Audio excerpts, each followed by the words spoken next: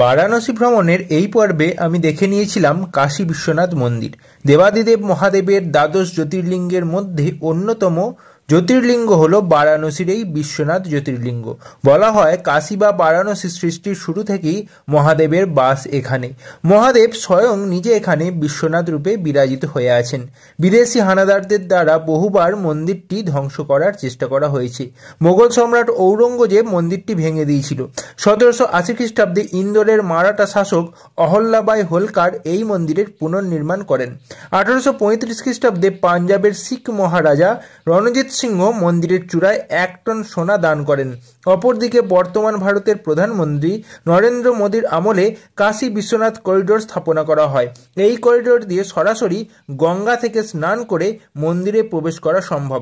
করিডোরে আদি শঙ্করাচার্যের মূর্তি, ভারত মাতার মূর্তিগুলি সত্যি দেখবার মতো।